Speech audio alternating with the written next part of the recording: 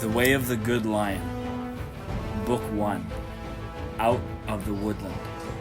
Chapter 4, Mane Shaving. We're going to find out in this chapter.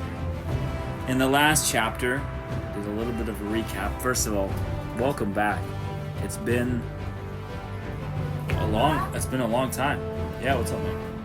I think this is chapter 4. We've already done 4. Yeah, didn't I say chapter 4?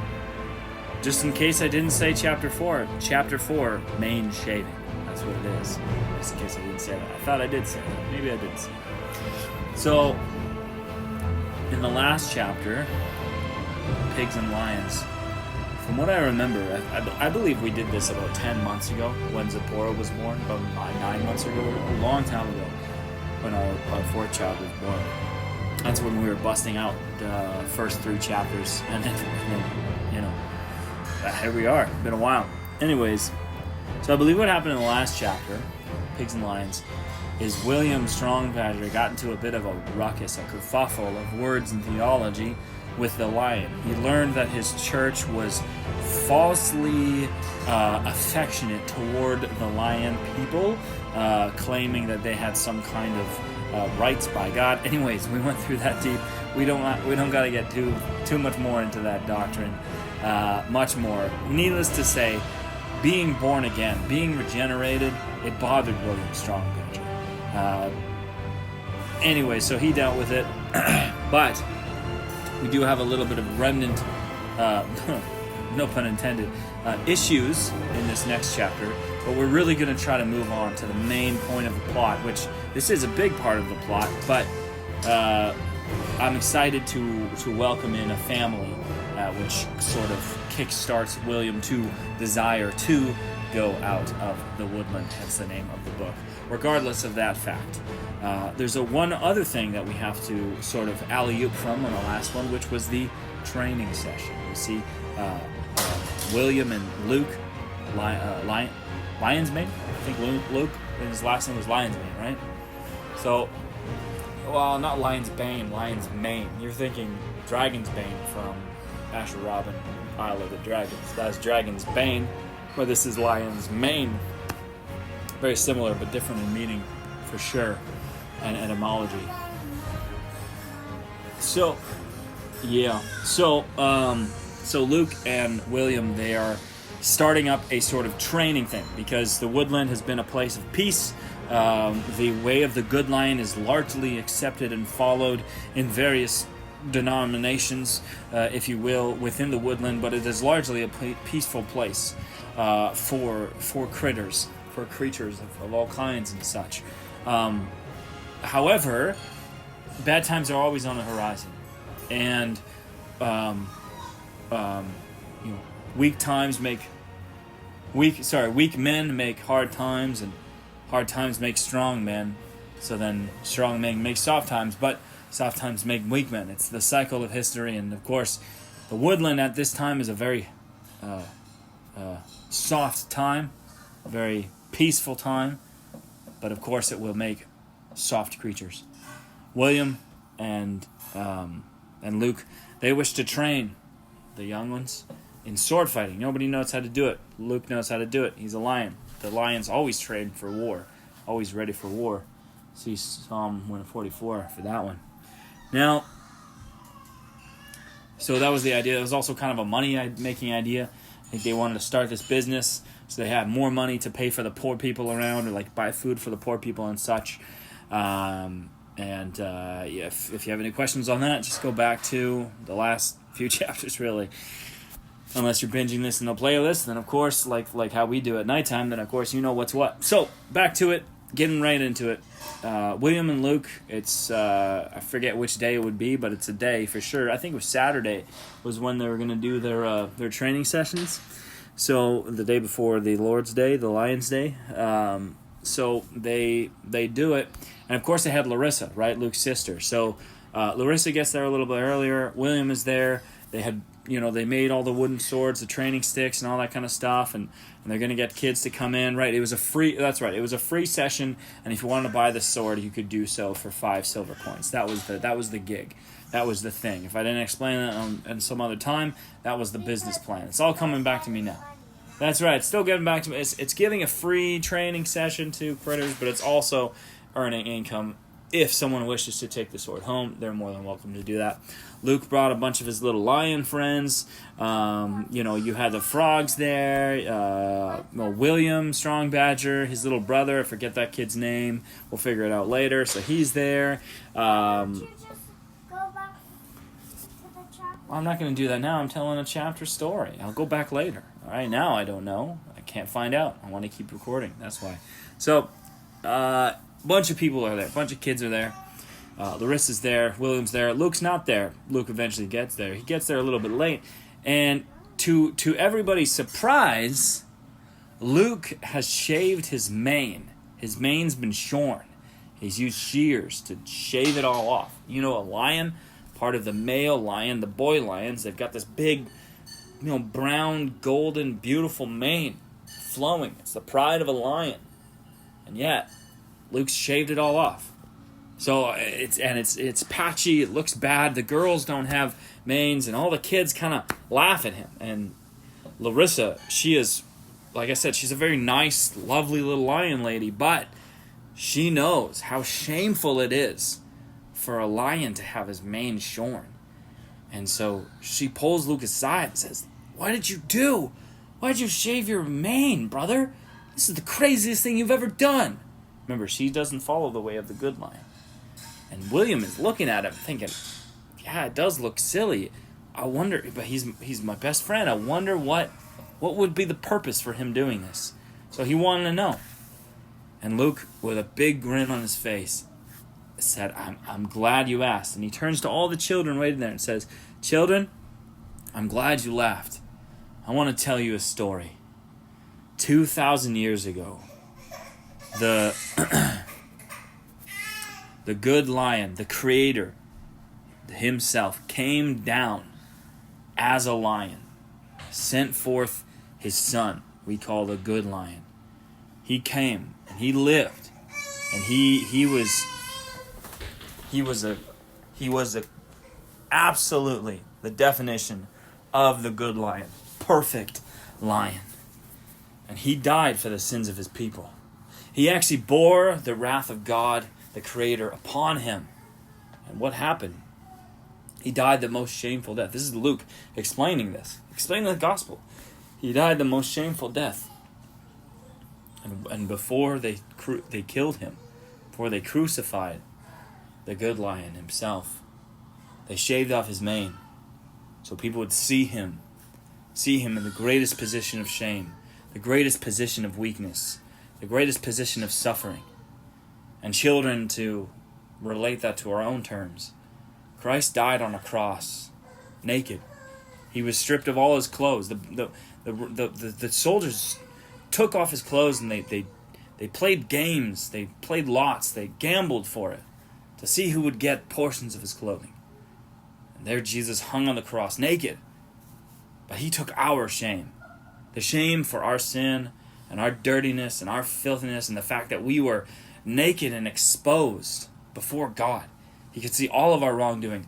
Every bit of that was put on Jesus Christ. And that's why he was crucified naked. But of course, in this story, Jesus is a good lion, an animal, in a sense, in this fictional world that we're creating. So what better symbol of absolute shame could there be than having his mane shorn? And so that is what this picture represents. And so back to the story, Luke is explaining to these children that the good lion had his mane shaven, the ultimate picture of shame, and he explains the gospel that he bore your shame so that you could be right before God. You could be right in the eyes of the good lion because he took your punishment for your sin. And William is tearing up, and there's tears running down the fur on his face. He recognizes, his friend shaved his mane so people would ask him, say, "Why did you do this? Why did you do this foolish thing?" And he could explain the gospel to him. And William was so encouraged by this because it showed how truly regenerated, born again, Luke was. He would be willing to do the craziest thing for the gospel, to teach people. And, wow, the children understood. Lots of them had been to Sunday school. But the person who seemed most affected by it, and of course all those children would go on to have their own relationships with God, and he would use these moments to teach them. But the person, or the preacher, the character who was most affected was Larissa, because she knew her brother, and she had known how much of a troublemaker he was. And yet in recent times, he had truly turned his life around. And now he was talking about the good lion, instead of how the lions, how they used to call him the true lion, and in spite of, he's almost saying like the way of the good lion was wrong, and the way that they saw the good lion was wrong. They called him the true lion because they were the true lions, and all that kind of, ethnic favoritism garbage that you've heard me talk about. That's where Larissa's coming from. But she had seen him change. She had seen him start to talk about the good lion, and to show how all the prophecies lead to the good lion himself. And now here her brother is, explaining something that made perfect sense to her, the picture of shame. But that someone would do that for her, that she should have shame. And she puffed up her chest. She's thinking, but I'm a lion. I shouldn't have to have shame. I'm not sinful. The word still pricked her, so while her pride kept her from repenting that moment, the word stuck in her heart. And we'll follow up with that at a later time, because sometimes it takes a long time for someone to hear the gospel before the gospel transforms them. And that's didn't happen for Larissa just yet. However, everybody was very happy with Luke and his story, and with that, the training went underway shortly after that.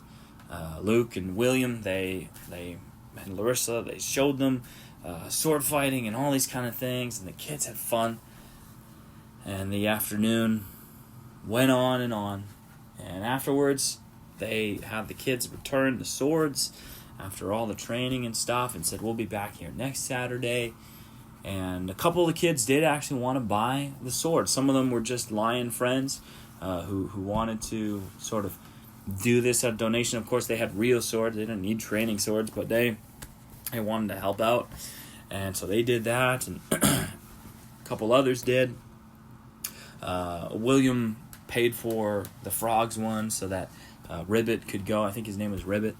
And yeah, his name was Ribbit, right? Well, and Ribbit and his siblings, they're going to come to the church on the Lions Day the next day afterwards. And so that was exciting for William to see that they are interested and wanting to keep coming back. And that was the whole sort of plan there.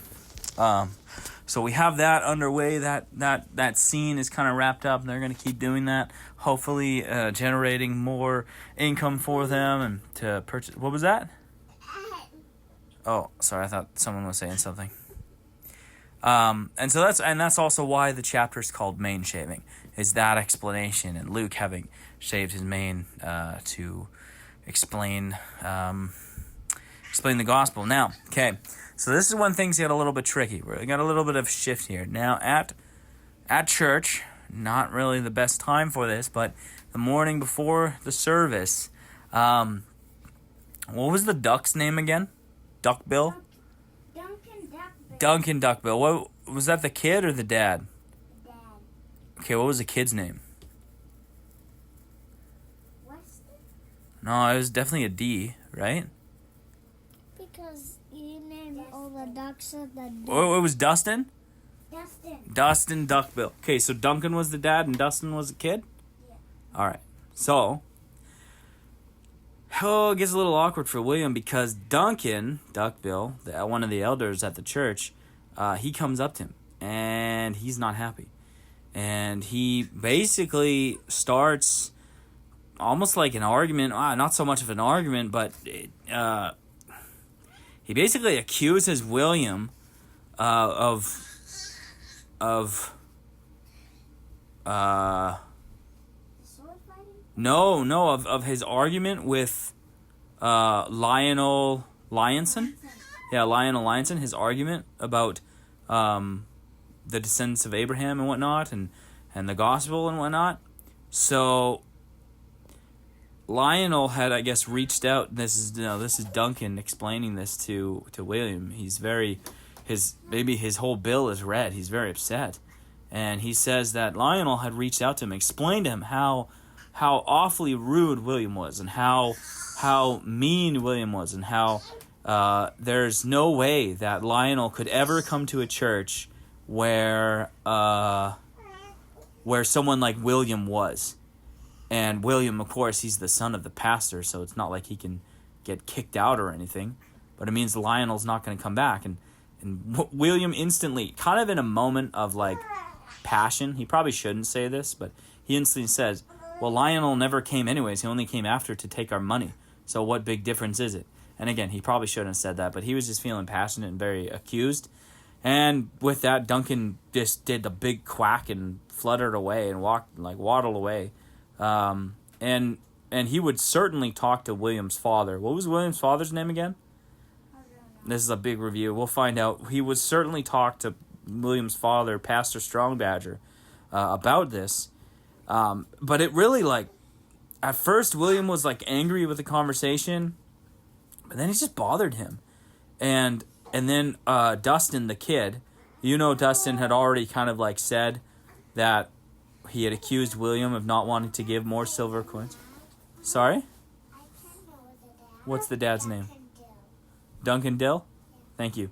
So Dustin had already accused William of not wanting to give more silver coins to the Lions because he wanted more money for himself, right? Or he wanted more money for, I think that was it. Anyway, so, and he had said that the whole church pays for his family's food and whatnot. So Dustin kind of waddles by him too and says you just don't want the Lions here because you want more money for your family. You want your family to make more money. Blah, blah, blah, blah, blah. All the stuff about money. When William doesn't care about money. He didn't care about the silver coins. He would give all his silver coins to the Lions if he had to. But the point is, he didn't have to. And he would rather give them alms to the poor, not to some rich lion who was demanding them. So, taking over at least one coin of the whole church. Yeah, exactly. And it's just it just from a theological perspective just bothered him. So now tensions were rising because now Lionel was gone. He wasn't going to come. And so it was going to make the ending of the service awkward because it always sort of, not always, but he would always kind of come in, right? Even though I said not always, now I'm saying always. Anyways, he would come in and they would have that sort of part of the service where they pay their tithing to a lion, but now that's not going to happen. So when it got to that part of the service, it was very awkward. People just kind of looked, and Duncan stood up, Duncan Duckbill, and said, well, church family, the Lions have refused to come into our midst because they feel unwelcome, they feel attacked, they feel that they are seen in a hostile light. So we need to do what we can to regain their trust. But for now, if anybody would like to offer up a tithe or a donation, I will bring them to the Lions myself after service. And so, they still passed around the little basket, and people still clinked in coins, and Duncan took them this time, and William just said whatever, what is he going to do about it, It still bothered him, but he needed to move on from this situation. Then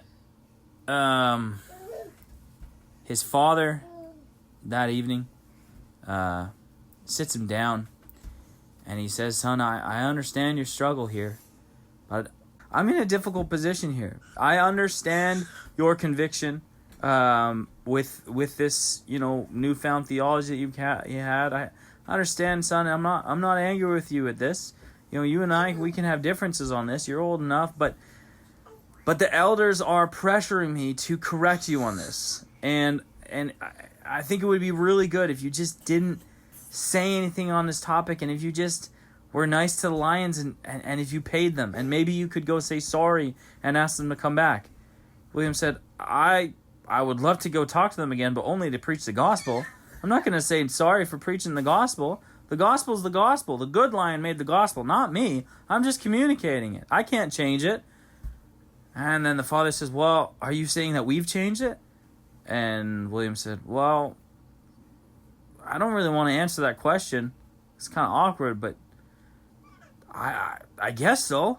I mean, I just don't really see where you guys are coming from. And the father said, well,